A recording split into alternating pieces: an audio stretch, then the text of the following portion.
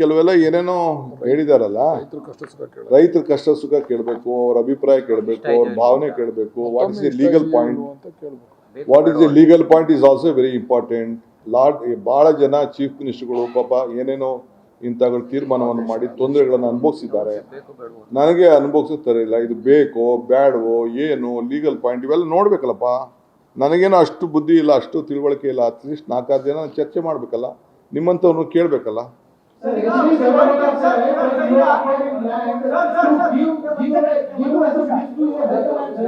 Pardon? Of course.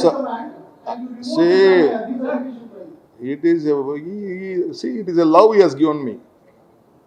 He is torturing my image. Why did he do it to the DLF? Why was it? Sir, ಈಗ ಒಂದ್ ವೇಳೆ ಇಚ್ಛೆಯಿಂದ ಕೊಡೋದಾದ್ರೆ sir, ಯಾರು ಇರ್ಬೇಕು ಅಂದ್ರೆ ಆ ರೆಡ್ ಝೋನ್ ಲಿಫ್ಟ್ ಮಾಡ್ತೀರಾ ಸರ್, ಆ ಆಪ್ಷನ್ ಏನು ಹಾಕಿದ್ರು ಅದನ್ನ ಏನ್ ಮಾಡ್ತೀರಿ ಸರ್? ವ್ಯವಸಾಯ ಮಾಡೋರಿಗೆ ರೆಡ್ ಝೋನ್ ಇದ್ರೆ ಏನಿದ್ರಿ ವ್ಯವಸಾಯ ಮಾಡೋರು ರೆಡ್ ಝೋನ್ ಇದೆ, ರೆಡ್ ಝೋನ್ ಲಿಫ್ಟ್ ಮಾಡ್ತೀರಾ? ನಾನು ಯಾವುದು ಮುಟ್ಟಕ್ಕೆ ಹೋಗುದಿಲ್ಲ, ನನಗೆ ಅಧಿಕಾರ ಇಲ್ಲ. ನಾನು ಸ್ಟೇಟಸ್ಗೂ ಏನು ಅವ್ರು ಆದೇಶ ಮಾಡಿದ್ದಾರೆ ಆ ಆದೇಶದ ಪ್ರಕಾರ ನಾವು ಮುಂದುವರಿಸ್ತೀವಿ.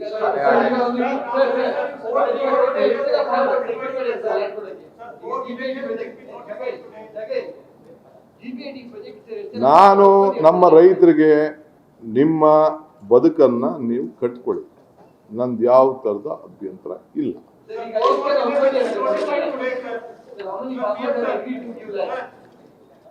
ಅದರಲ್ಲಿ ಯಾರು ಲ್ಯಾಂಡ್ ಕೊಡಲ್ಲ ಅಂದ್ರೆ ನಾವೇ ತಗೊಳ್ಳಲ್ಲ ಅಂತ ಹೇಳಿ, ಅಂದ್ರೆ ಯಾರು ಕೊಡಲ್ಲ ಅಂದ್ರೆ ನಾವೇ ಫೋರ್ಸ್ ಮಾಡಲ್ಲ.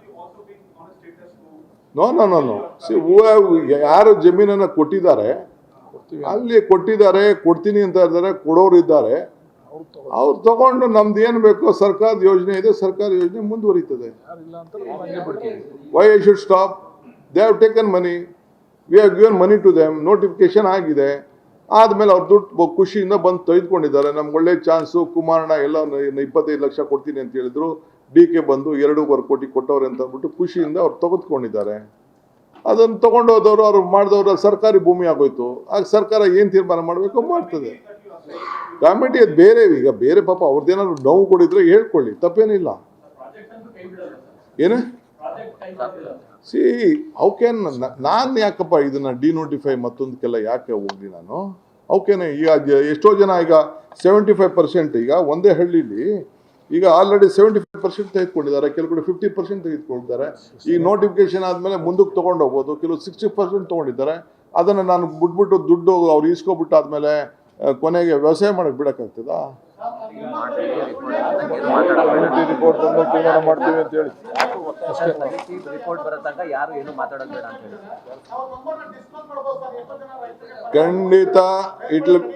ಖಂಡಿತ ಟ್ರಾನ್ಸ್ಪರೆಂಟ್ ಆಗಿ ಎಲ್ಲ ಡಿಸ್ಕಸ್ ಮಾಡ್ತೀವಿ. ರೈತರ ಸಮೇತ ಯಾರು ಎಷ್ಟೆಷ್ಟು ದುಡ್ಡು ತೆಗೆದುಕೊಂಡೋದ್ರು, ಮಾಲ್ಕಿ ಎಷ್ಟು ತೆಗೆದುಕೊಂಡೋದ್ರು, ಏನು ತೆಗೆದುಕೊಂಡೋದ್ರು ಅಂತ ಎಲ್ಲ ಕಂಪ್ಲೀಟ್ ಇದೇನು ಯಾರು ಮುಚ್ಚಿಡೋಕ್ಕಾಗಲ್ಲ. ಪ್ರತಿಯೊಂದು including drone survey, lidar survey, ಬೇರೆ ಸರ್ವೆ ಎಲ್ಲ ಮಾಡಿಸಿರ್ತೀವಿ. ಯಾರೆಲ್ಲ ಡಿಸ್ಕಸ್ ಮಾಡ್ತೀವಿ. ಹೆಂಗೆ ಇದನ್ನ ಯಾವುದು ಮುಚ್ಚ, ನಿಮ್ಗೂ ಏನು ಬೇಕಾದ್ರೂ ದಾಖಲೆಗಳು ನೀವು ಕೂಡ ಕೇಳ್ಕೊಬೋದು, ನಾವು ಡಿಸ್ಕಸ್